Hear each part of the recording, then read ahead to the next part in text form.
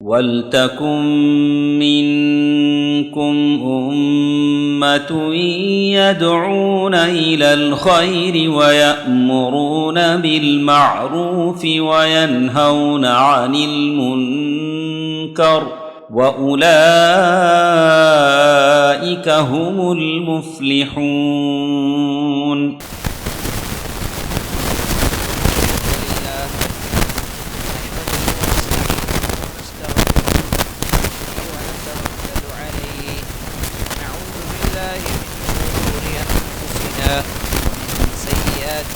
من يهده الله فلا مضل له ومن يضلله فلا هادي له ونشهد أن لا إله إلا الله وحده لا شريك له ونشهد أن محمدا عبده ورسوله فقد قال الله تعالى في القرآن المجيد والفرقان الحميد بعد أعوذ بالله السميع العليم من الشيطان الرجيم بسم الله الرحمن الرحيم يا أيها الذين آمنوا اتقوا الله حق تقاته ولا تموتن إلا وأنتم مسلمون يا أيها الناس اتقوا ربكم الذي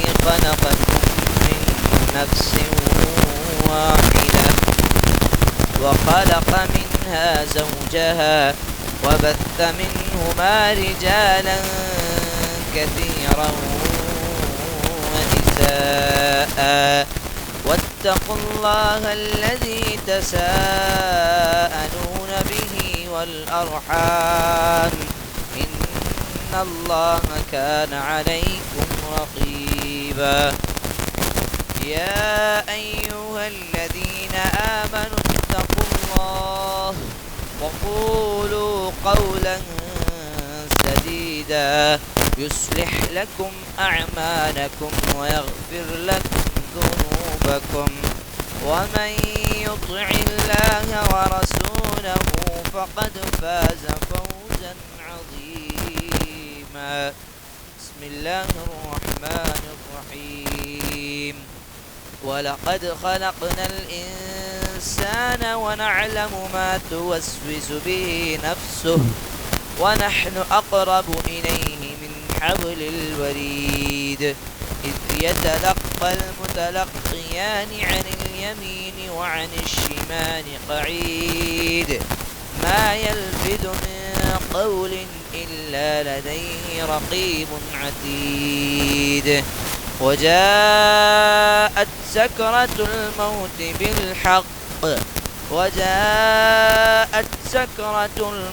بالحق ذلك ما كنت منه تحيد ونفخ في الصور ذلك يوم الوعيد وجاءت كل نفس معها سائق وشهيد لقد كنت في غفلة من هذا فكشفنا عنك غطاءك فبصرك اليوم حديد أما بعد وقال النبي صلى الله عليه وسلم شر الأمور محدثاتها وكل محدثة بدعة وكل بدعة ضلالة وكل ضلالة في النار وقال أيضا فإن أصدق الحديث كتاب الله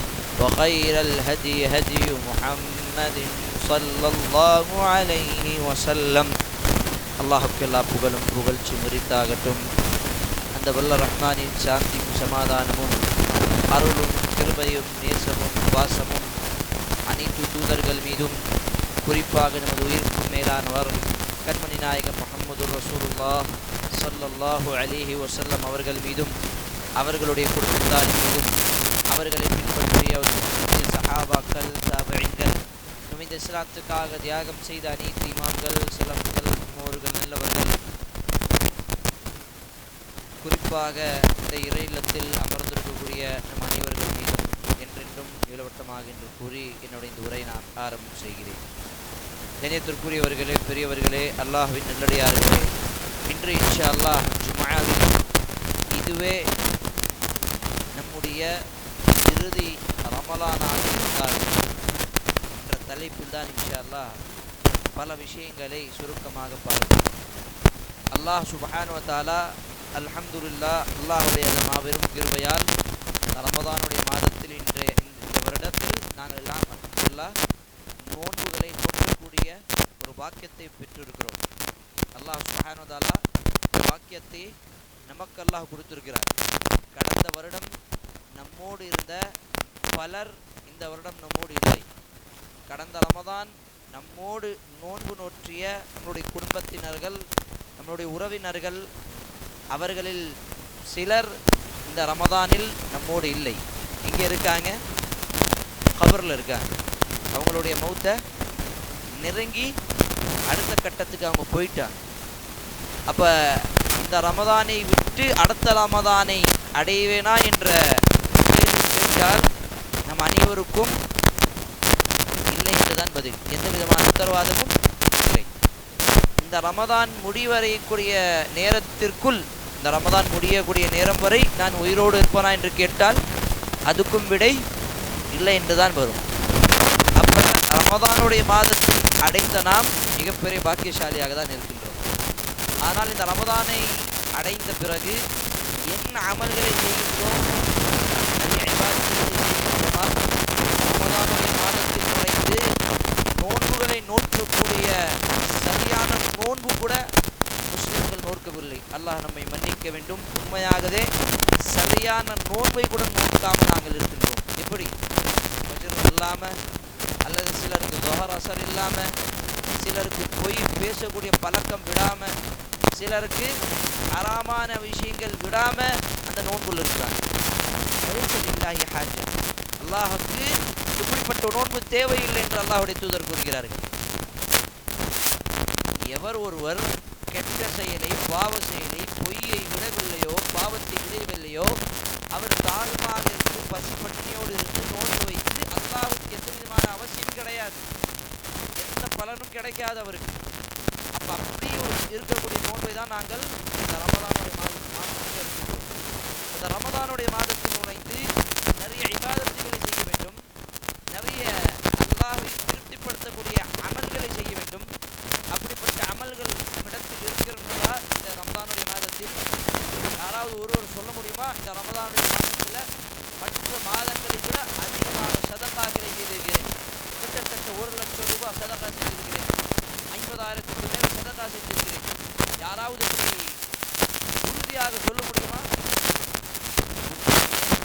ரமதானுடைய மாதத்துடைய சிறப்பு ஆனால் ரமதானுடைய மாதத்திலே முக்கியமாக கடைசி 10 இரவு, கடைசி 10 நாட்கள், இந்த நாட்களில் இருக்கக்கூடிய சிறப்பை நாம் முழுமையாக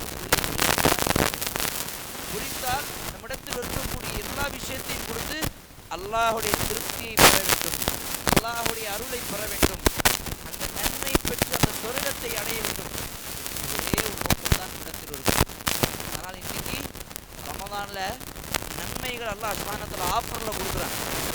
நன்மைகள் அல்லாஹ் சுப்ஹானஹு வ தஆலா ஆஃபர்ல கொடுக்குறான். அமல் செஞ்சீங்கன்னா பெரிய பெரிய நன்மைகள்.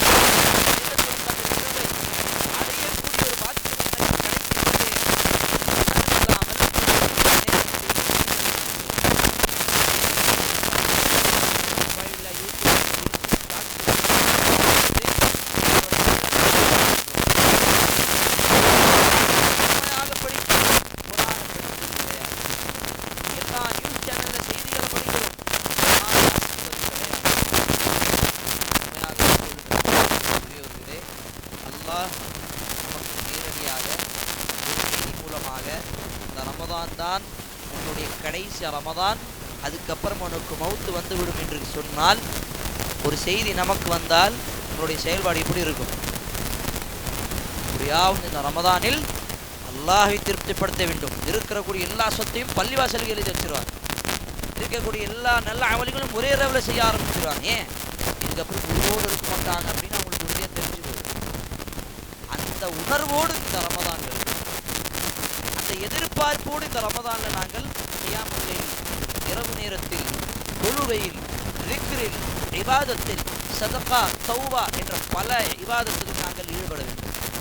அல்லாஹ்வுடைய தூதர் அதில் சொன்னார்கள், ரமதான், யார் ரமதானுடைய மாதத்தில் இரவு நேரத்தில் நின்று தொழுகின்றார்களோ, ஈமானன் இஹ்திசாபன், இஹ்திசாபன் அல்லாஹ்வை சந்திக்கக்கூடிய எதிர்பார்ப்போடு, அவன் செய்த துணை பாவங்களையும் அல்லாஹ் மன்னித்து விடுவார். இப்போ நாங்கள் ஒருபோதும் இப்படி ஒரு செய்தி யோசிப்பது கிடையாது. என்னது? இந்த ரமதானே என்னுடைய கடைசி ரமதானாக இருந்தால் என்ன ஆகும்? அடுத்த ரமதான் நான் உயிரோடு இருக்க மாட்டேன். இந்த ரமதான் எனக்கு கிடைச்ச பொக்கிஷம். இதில் எவ்வளவு குர்ஆன் ஓத முடியுமோ, எவ்வளவு சதகாக்களை செய்ய முடியுமோ, எவ்வளவு தானதனங்களை செய்ய முடியுமோ, எவ்வளவு வரலாற்றை பாவமன்னிப்பு கேட்டு அழுவ முடியுமோ, இப்படியெல்லாம் நாங்கள் கேட்டு அல்லாஹ்விடம் நெருங்குவதற்கான செயல்களை செய்வது கிடையாது. ஏன்? இதுக்கப்புறம் நம்ம வேலையில் பார்க்கணும், உலக விஷயத்தில் ஈடுபடணும், அப்படிதான் நம்மளுடைய ஆசை இருக்கு.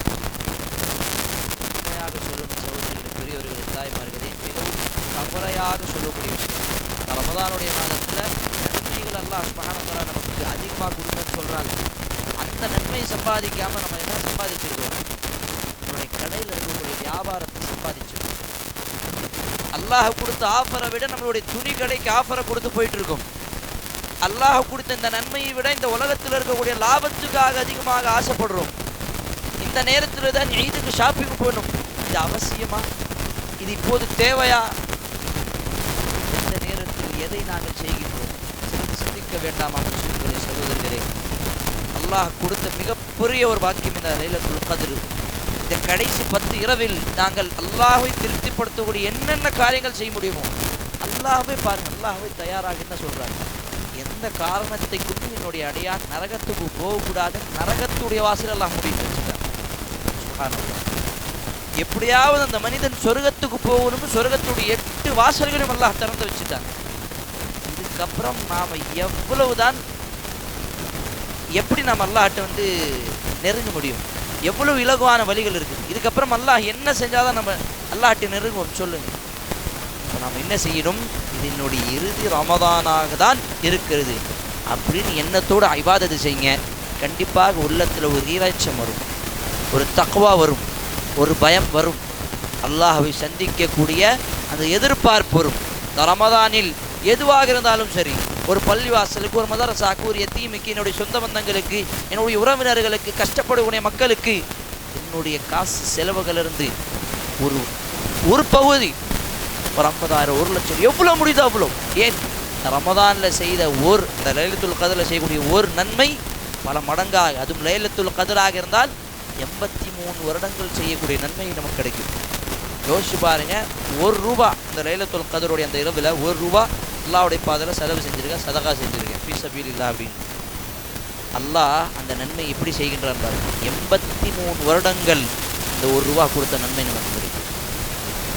அவ்வளோ வருடம் நம்ம உயிரோடு இருப்போம்னு அவன் நமக்கு தெரியாது. ஆனால் அவ்வளவு காலம் வரை நாங்கள் நன்மை செய்ததாக அந்த ஒரு இரவில் எழுதப்படும். எவ்வளோ பெரிய வாக்கியம்! இப்படிப்பட்ட வாக்கியம் நிறைந்த ஒரு மாதத்தில் தான் நாங்கள் இருக்கின்றோம். இந்த மாதத்தினுடைய சிறப்பை எதுக்காக சொல்லுங்க பார்ப்போம்? குர்ஆனை கொண்டுதான். குர்ஆன் இந்த ரமதானில் இறங்கவில்லை என்று சொன்னால் ரமதானுக்கு சிறப்பே கிடையாது. ஆனால் அந்த குர்ஆனை திறந்து பார்க்கக்கூடிய பாக்கியமே நமக்கு இல்லை, சரியாக வாசிக்கக்கூடிய பாக்கியம் நமக்கு இல்லை. அல்லாஹ்வை நெருங்கி அந்த தொழுகையில் ஈடுபட்டு அந்த குர்ஆனை படிக்கக்கூடிய பழக்கம் நம்மிடத்தில் இல்லை. உலகத்தில் இருக்கக்கூடிய எல்லா செய்தியும் படிக்கிறோம். அல்லாஹ் கொடுத்த இந்த குர்ஆன் செய்தி எப்பயாவது நம்ம ஆர்வத்துடன் நன்மை எதிர்பார்த்து படித்திருப்போமா?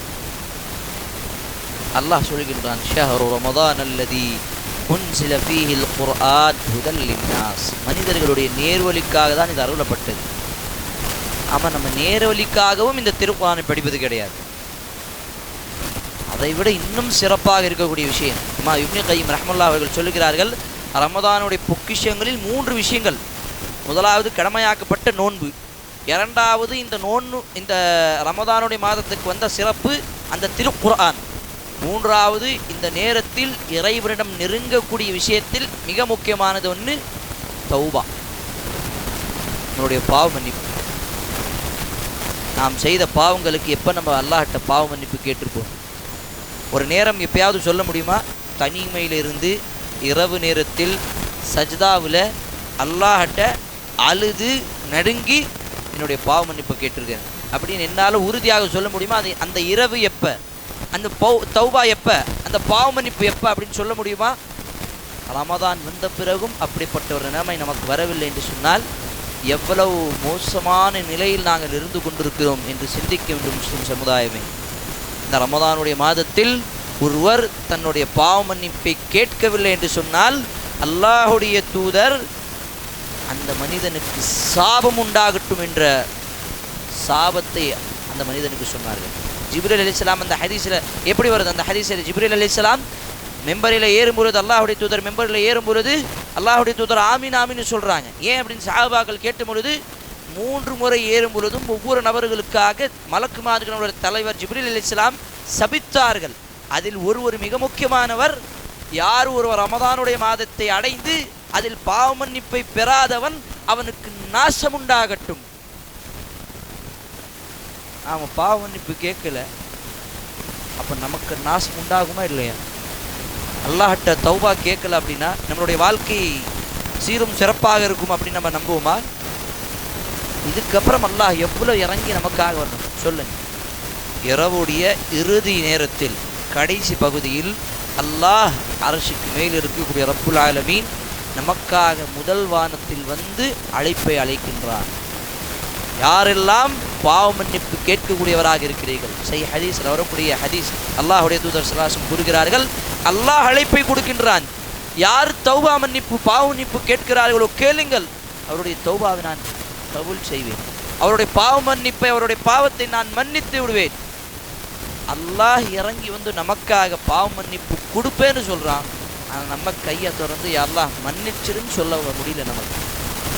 அதுக்கும் நமக்கு வாய் வலிக்கு டைம் இல்லை. மற்ற இடங்களில் மற்ற விஷயங்களில் பிஸி, ஷாப்பிங்கில், உலக விஷயத்தில், சாப்பாடில், இங்கே அங்கே எல்லாத்துலேயுமே பிஸி. நான் செஞ்ச தப்புக்கு என்னுடைய ரப்பிட்ட பாவ மன்னிப்பு கேட்கறது எனக்கு நேரம் இல்லை, எனக்கு ஆர்வம் இல்லை. இதுக்கப்புறம் அல்லாஹ் சுப்ஹானஹு வ தஆலா நமக்கு மரணத்தை கொடுத்தாலும் அந்த நேரத்தில் தான் நினைப்புறோம், அல்லாஹ் ஒரு சில நிமிடம் எனக்கு கொடுத்தால் போதும், உடனடியாக இந்த உலகத்தில் நல்ல அமல்களை செஞ்சுட்டு வரோம் யா அல்லாஹ் அப்படின்னு சொல்லுவாங்க. லவ்லா அஹ்ஹர்தனி இலா அஜலின் கரீப் ஃபஅஸ்ஸதகனி மினஸ் ஸாலிஹீன். எனக்கு ஒரு சில நேரங்கள் கொடுத்தால் போதும், என்கிட்ட இருக்கக்கூடிய எல்லா சொத்தையும் சதக்கால கொடுத்து வந்துடுறேன். அந்த உணர்வு எப்போ வரும் தெரியுமா? இதுதான் என்னுடைய மரண நேரம் அப்படின்னு தெரிஞ்சா போதும். அந்த மரண நேரத்தை இந்த ரமதானுடைய மாதமாக நீங்கள் எடுத்துக்கொள்ளுங்கள். இந்த ரமதான் தான் என்னுடைய கடைசி ரமதான் என்ற எண்ணத்துடன் இந்த ரமதானில் நீங்கள் முழுமையாக்குங்கள். நிறைய இபாதத்துகளில் ஈடுபடுங்கள். கண்டிப்பாக உள்ளச்சத்தோடு செய்தால் அல்லாஹ் சுப்ஹானஹு வ தஆலா இதை ஏற்றுக்கொண்டு நமக்கு நாளை மறுமையில் சொர்க்கத்தை கொடுப்பதற்கு அல்லாஹ் போதுமானவர். இப்போ நாம் இந்த ரமதானுடைய மாதத்தில் நம்மக்கிட்ட இருக்கக்கூடிய கஷ்டத்தை வெளியில் சொல்லி அழுகிறோம் இல்லையா? யாராவது ஒருத்தர் ஃப்ரெண்ட்ஸு, நண்பர், தெரிந்தவர், அண்ணன், தம்பி, அக்கா, அண்ணன், மனைவி, தாய், தந்தை, பெற்றோர்கள் யாரிடம் உட்கார்ந்து உள்ளத்தில் இருக்கக்கூடிய எல்லா கஷ்டத்தையும் சொல்லி அழுகிறோம். அவர் இப்படி பண்ணிட்டார், உடம்புல அவ்வளோ பிரச்சனை, காசு இல்லை, திருமணம் நடக்கலை, பிள்ளை இல்லை, வேலை இல்லை, வீட்டு பிரச்சனை, வியாபாரம் பிரச்சனை, எல்லா கஷ்டத்தையும் சொல்லி அழுகிறோம். அவங்க கேட்க தயாராக கூட இருக்க மாட்டாங்க. ஆனால் ரப்பு கேட்க தயாராக இருக்கிறார். உங்களுடைய அழுகையை பார்ப்பதற்கு அவன் தயாராக இருக்கிறான். உங்களுடைய கண்களிலிருந்து வரக்கூடிய ஒரு தண்ணீருக்காக அவன் காத்து கொண்டிருக்கின்றான். எப்போ நம்ம அல்லாஹ்ட்ட பேசுவோம் அப்படின்னு அல்லாஹ் எதிர்பார்க்கின்றான். ஆனால் நாம தான் மனிதர்கள்ட்ட பேசுகிறோம், மனிதர்களுடைய படைப்பாளன் ரப்புல் ஆலமீன் பேசுறது இல்லை. இந்த ரமதானுடைய மாதத்தில் இது என்னுடைய இறுதி ரமதான் என்று நினைத்து கொண்டு இபாதத்து செய்தால் நிச்சயமாக நிறைய நல்ல அமல்களை உள்ளட்சத்தோடு நாங்கள் செய்யலாம். இந்த நோன்பு, குர்ஆன் ஓதுதல், இந்த பாவ மன்னிப்பு தேடுதல், இந்த சதகா, இந்த 4 விஷயங்கள் இன்ஷா அல்லாஹ் இதை கடைபிடிச்சுட்டே இருங்க. ஏதோ ஒரு இரவில் அல்லாஹ் சுப்ஹானஹு வ தஆலா லைலத்துல் கத்ரை வைத்திருக்கிறான். அந்த இரவை நாங்கள் அடைந்தால் போதும், அல்லாஹ் நமக்கு நன்மைகளை கொட்டி கொடுப்பதற்கு தயாராக இருக்கிறான். அதற்கு பதிலாக நமக்கு நாளை மறுமையில் நிரந்தரமான வாழ்க்கை சொர்க்கம் நமக்கு இன்ஷா அல்லாஹ் கிடைக்கும். அல்லாஹ் ரஹ்மான் அனைவருக்கும் அதற்கான பாக்கியத்தை தந்த அருள் புரிவானாக. ஆமீன். وأقول قولي هذا واستغفر الله لي ولكم ولسائر المسلمين من كل ذنب فاستغفروه إنه هو الغفور الرحيم.